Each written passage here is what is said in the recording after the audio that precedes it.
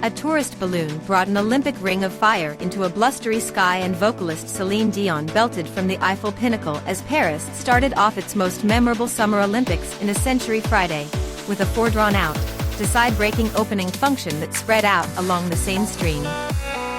Even with occasional showers, the excitement of the competitors was palpable, with some holding umbrellas as they rowed boats down the river in a show of the city's resilience amidst recent challenges. The stakes were high for France, as many heads of state and government converged on the area, witnessing Paris transform into a giant outdoor theater.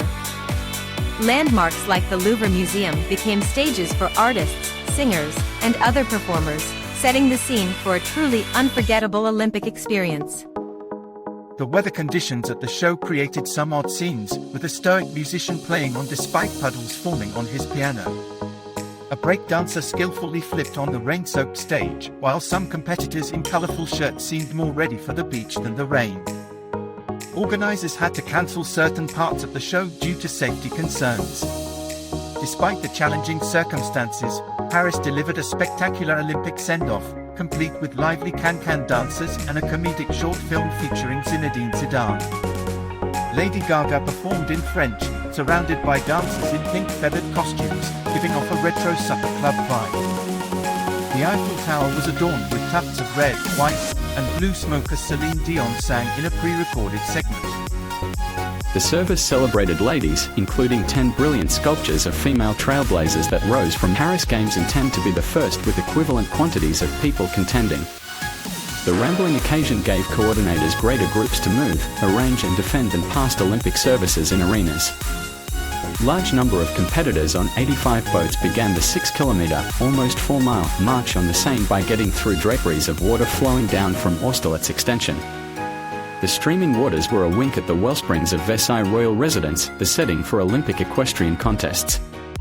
Per Olympic convention, the primary boat conveyed competitors from Greece, origination of the antiquated games. It was a beautiful and symbolic start to the event. Paris embarked on a mission to recount the narrative of France, its people, their history, and essence in a way that would leave a lasting impression on Olympic audiences. The French capital, a city repeatedly struck by devastating terrorist attacks in 2015, aimed to revive its image and confidence. Despite the challenges, Paris was also determined to reboot the Olympics, hosting summer games that were both compelling and sustainable. The security measures were unprecedented, with large sections of central Paris cordoned off for those without passes.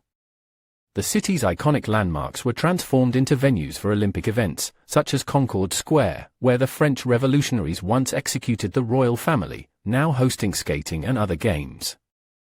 Authorities portrayed the assaults as planned demonstrations of treachery came as the French capital was under weighty security. The function is set to have 300,000 onlookers and various celebrities. Rail traffic in France is supposed to work on over the course of the end of the week, however retractions and deferrals will keep following pyrocrime assaults on the high-velocity network only hours before the Olympics opening function, as per the Public Rail Administrator SNCF. The SNCF further guaranteed that all members and people authorized for the Games will be ensured travel to their objections. The administrator expressed that 2 out of 3 fast